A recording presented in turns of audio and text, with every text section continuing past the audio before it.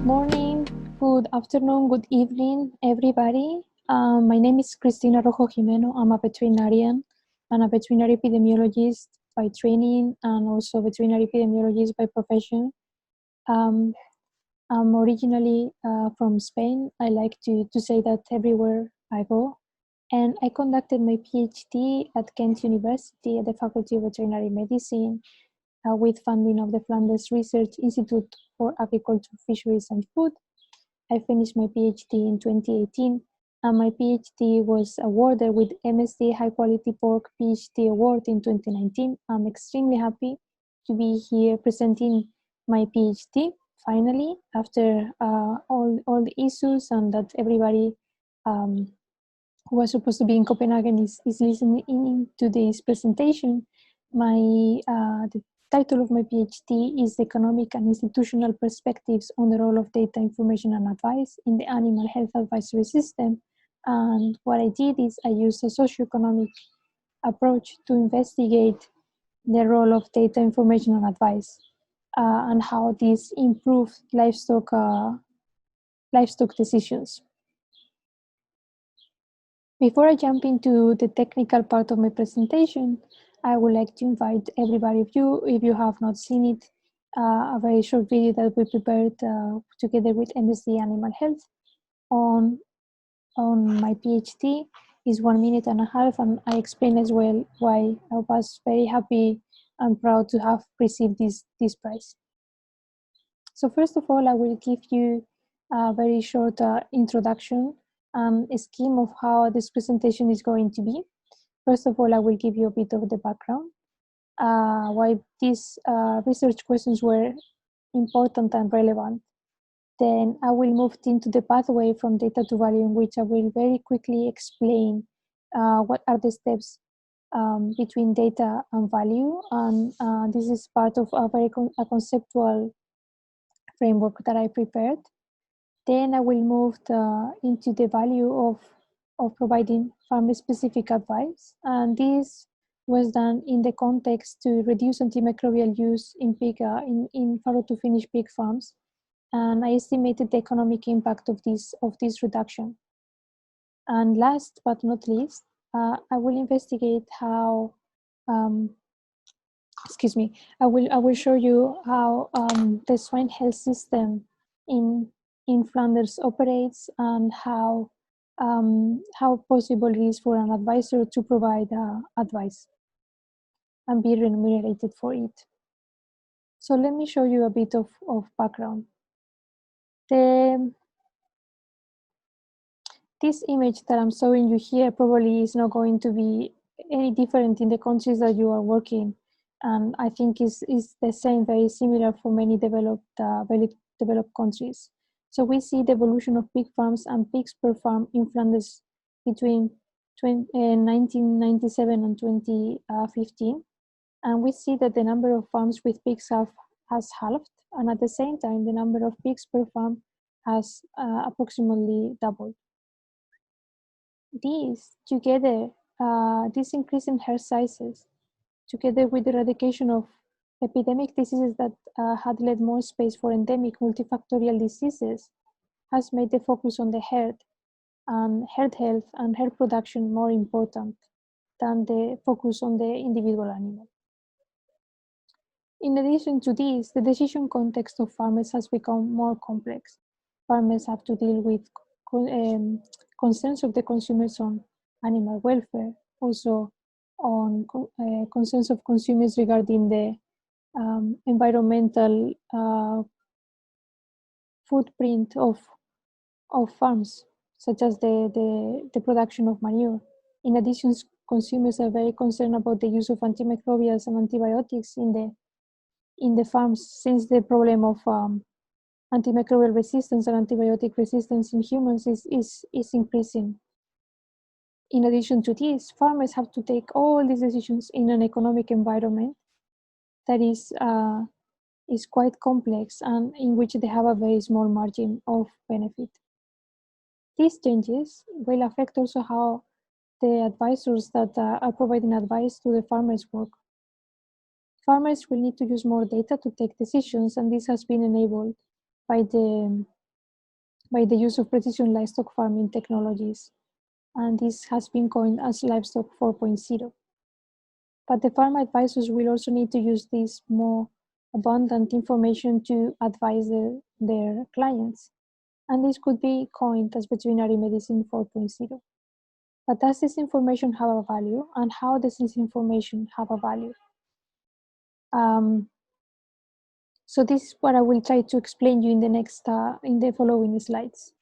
So let me show you the pathway from data to value. Data will create information by applying algorithms of different levels of complexity depending on several factors. And this information will lead to decisions depending on the intention of the decision maker, and this decision will lead into an action that will lead into an outcome. The value then will be obtained by comparing the outcome taken with a particular piece of information as compared with the outcome taken without the specific piece of information. This pathway will be taking place into the animal health advisory system, which is embedded into the economic, social, and institutional environment of a particular decision maker. Then we investigated in my PhD the value of information of a particular diagnostic tool, which I'm not going to enter into details because of the sake of time, as this was investigated for another animal species different from pigs, and the value of information was very low and case specific. Therefore, since we realized that the value of information was low, we wanted to see whether some other element will lead to a higher value of information. So in this particular case study, which I'm about to present here, we investigated what was the value of information combined with farmer-specific advice to reduce the antimicrobial use, and we investigated whether reducing the antimicrobial use will lead to a benefit to pig farmers. So let me present you here Bart de Zijn. He's a pig farmer from Brey in Limburg in the northern part of Belgium. He has a farrow to finish pig farm with 290 sows. And this is his veterinarian, Stefan. And Stefan has been noticing that his client has been using a lot of antimicrobials to produce the finishing pigs. In particular, 120 pigs have taken antibiotics in the last 6 months. And he has suggested Bart that he should reduce the use of antimicrobials. But Bart has been having this relationship with his veterinarian for a long time, and he's not very sure on how to do it. So, to break this relationship between the veterinarian and the pig farmer, we propose to have a farm coach, a farmer-specific advisor, who coach both of them and break the routines and the old habits that they had. So in this study, we conducted a quasi-experimental study, and I will go into details on what this means later. We had 48 farrow to finish pig farms that were visited in 3 occasions. In the first visit, data was collected on the antimicrobial usage in terms of the treatment incidence, the biosecurity level, and for this, a particular tool called BioCheck was used, that is patented by the University of Kent. The vaccination scheme, data on this vaccination scheme was also collected, and farm characteristics and the technical parameters such as average daily weight gain, farrow index, mortality of the finishes. In the second visit, based on this information, the farm coach prepared tailor-made advice. And this was done together with the farmer, her veterinarian, the feed mill veterinarian, in order to ensure that the advice was doable and everybody was on the same page and agreed on it. And this could be, for instance, like the farmer should get a boot washer, or that the farmer should start vaccinating the piglets against porcine sarcovirus type 2. Then in the third visit, the farm coach collected the same data as it was collected in the first visit. Okay, so once we had this information, we investigated what was the impact. And in order to investigate the impact of the intervention in the technical parameters, we use a technique called propensity score matching. So let me explain why we use this technique. So we had the treated group, let me refresh you this, with 48 farrow to finished pig farms. In the visit one, the technical parameters were connected. In the third visit also, the technical parameters were collected. If we would have done the difference of the technical parameters in the third visit minus the technical parameters in the first visit, it would have been difficult to attribute the size effect to the farmer specific advice. However, we use a technique called propensity score matching that basically allowed us to create an artificial control group based on matching exercises that matches farms with farms that are similar in terms of some baseline characteristics that that are difficult or quite improbable that were changed because of the intervention. And by doing this and taking into account this difference in differences, we could have a more reliable estimate of the impact of the farmer-specific advice on the technical parameters. So let me show you how we calculated the economic impact of the tailor-made advice. So the difference of the technical parameters, together with the direct cost of the biosecurity measures implemented, also the vaccinations and the direct benefits because of the reduced antimicrobial usage that was observed, and I will show you later, constituted the input in a farm-specific, farm production economic model that provided us an enterprise profit. The enterprise profit consists of the revenues minus the variable cost minus the fixed cost. So let me show you the technical parameters after the intervention, and these were not impaired after the reduction in antimicrobial use. None of them was impaired, and in addition to this, the mortality of the finishes was significantly reduced by a little bit more than 1%. The antimicrobial use was halved, and in terms of the treatment incidence in the finisher pigs from breast to slaughter in approximately 205 days. These lead to a total cost of intervention were negative, and this is because the cost of antimicrobials, the expenditure in antimicrobials was almost €8 per sow per year less, and mainly because of the reduction of prophylactic antimicrobials. The cost of biosecurity was about €4 per sow per year, and the vaccination cost, the median of the vaccination cost was about €0 per sow per year. After the tailor-made advice, the enterprise profit increased by €43 per sow per year. So the take-home messages of this case study is that the farmer-specific advice given by the independent farm coach aided to decrease the use of antimicrobials without hampering the technical parameters nor the profitability. And this was very relevant. When this study was published in 2016, this was the first piece of evidence we had to prove that the pig farmers could produce less pigs with less antimicrobials and still have very good economic results. If you are interested in seeing more information on how we did this and all the methodological aspects and the results, I invite you to read this article that was published in Preventive Veterinary Medicine in 2016. So After we saw these very important results that farmers could reduce the use of antimicrobials by using a farm coach and that provides them farm-specific advice, we wanted to investigate how possible it was to have a business model in which pig veterinarians could provide advice and get remunerated for it.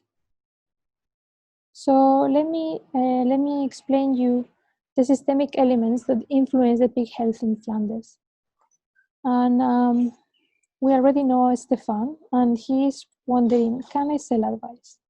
On one hand, he has realized that there are strict regulations on the use of antimicrobials, but farmers are better educated, and at the same time, there are less farmers, so there's more competition between veterinarians. Farmers have a very difficult financial situation, so it makes it even more important for veterinarians to prove the cost effectiveness or any new proposal that they are bringing to the farmers. And there is the problem that advice is given for free by the feed mill veterinarians. So in order to understand this, what I did is I conducted a qualitative study, and I conducted interviews with key informants, and I conducted document analysis as well. And in the second step, I conducted more interviews and more document analysis. In total, I interviewed 33 interviewees, which consisted of pig farmers, pig veterinarians, also veterinarians from pharmaceutical companies, from the feed mill, scholars, actors from the governmental agencies, and independent advisors. After having conducted these interviews, all the qualitative data that I compiled, I analyzed it by using a thematic analysis, and I used inductive and deductive thematic analysis by fitting the data, accommodating this data into a framework. This framework that I used to map the swine health system basically is divided into three different parts: the functional, the structural, and the macro analysis. In the functional, I analyze how the swine health system works to provide healthy pigs, pork that is safe to be consumed, enough pork to be consumed by everybody, is profitable, is environmentally sustainable, and portrays a good image for consumers. The structure of this swine health system consists of policy actors, business actors such as the pig farmer and the pig veterinarian and other advisors, intermediary actors, education and research actors. And I compare these different actors against different values and merits in terms of the infrastructure, institution, networks, capabilities, and the network. And I compare this functional and structural analysis into the bigger picture of the institutional and socioeconomic framework that constituted the macro analysis of this swine health system. So let me show you how complex the relationship between the herb veterinarian and the pig farmer is. So the herb veterinarian provides different services and products to the pig farmer, and the pig farmer in return pays for these services. But this relationship is very complex, and there are many more actors involved into it. So you also have the feed mill veterinarian that is paid by the feed mill. Sometimes the herb veterinarian also fulfills this role, and the pig farmer pays indirectly for this advice by paying for the feed. You also have ventilation specialists, nutritionists, independent advisors, and some of these advisors get paid indirectly by different companies. Then you also have the veterinarian from the pharmaceutical companies that advise sometimes the herb veterinarian, but sometimes also the pig farmer. And the pharmaceutical companies are selling medicines to the medicine wholesalers, and we see that the herb veterinarian is the one who sells this directly to the pig farmer in Belgium. Then we have the different institutions like the Animal Healthcare Flanders provide advice, and the farmer pays a bit for this. You have institutional agencies from the Flemish government and from the federal government that are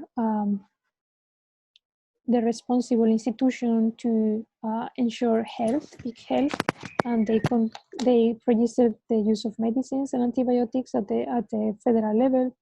Then you have different organizations such as AMCRA, that is the Knowledge Center on Antimicrobial Use and Reduction in Animals.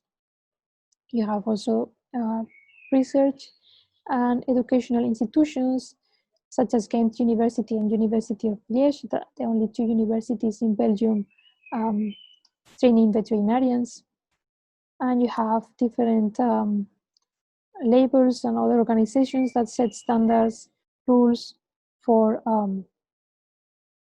the pig farmers regarding the standard weights of pigs or other set of rules. So after investigating this, I realized that there were many barriers and incentives for the new business model. There are less farms with more pigs. As we mentioned before in this presentation, there are many feed mills that provide free services. The feed mill veterinarians provide free health advice. Veterinarians then struggle to sell their advice. 60% of the vet's income comes from the sale of medicines. So there's a conflict of interest for the veterinarians, and farmers realize of this and they distrust the veterinarian's advice on treatments, for instance, on the use of a particular vaccine.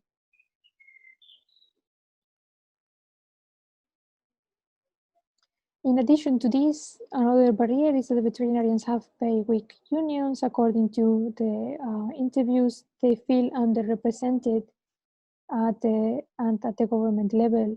And on the other hand, farmers have stronger unions and farmers are better represented.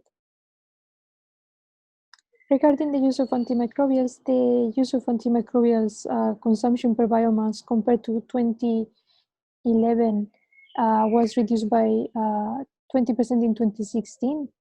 And this was mainly due, or it was heavily driven by the efforts of AMCRA and sector agreements.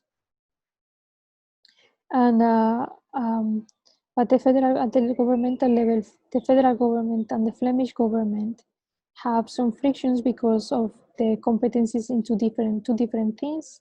The federal government has the responsibility and the competency to be concerned with the human animal health, where the Flemish government has the competency to and the duty to deal with the livestock production. So there are certain systemic barriers and also incentives. And these incentives are that there are very high level stakeholders that are questioning the business model and they are trying to change it. So there is a top-down initiative to change this towards a model in which veterinarians provide more advice. And at the same time, there are also bottom-up initiatives. Veterinarians and farmers proposed alternative business model during the interviews, and they realized that the model that they have is not sustainable in the long run. So the take-home messages of this study is that the relationship between the pig farmer and his veterinarian is influenced by many other players, and it's a huge and very complex network that influences this relationship. There are many structural barriers that impede the transformation of the hair veterinarian into a farmer-specific advisor, but some key players into this network are questioning the current business model and are proposing new alternatives. And this could be the precursor of the veterinary medicine 4.0 that I mentioned at the beginning of this presentation. If you want to read more about this study, this was published in Preventive Veterinary Medicine, and I invite you, all of you, to read it and to have a better idea of what we did and what were the findings of our research. So before I finish the presentation, I would like to highlight the take-home messages of my presentation. It is not straightforward that more precise data and information will lead to value. There are several steps, and these have to be taken into account. In an environment in which more information is available for both farmers and their advisors, both of them will need to work differently using different business models, and some key players are realizing this. This brings into my reflections on the future perspectives. So the value of information should be explored before uh, tools, system technologies, precision livestock systems are commercialized. Tailor-made advice provided by a farm advisor is very useful to guide and motivate the farmer to make the best optimal decision and to achieve results. And how we could upscale the model of an advisor that provides tailor-made advice and gets remunerated for it. There are systemic barriers that impede this evolution of the pig veterinarian towards a farm advisor at the moment, unfortunately. But on the positive note, on a positive note, some key players are realizing on the need of new business models to sell advice based on farmer specific information. So this is the presentation of my PhD.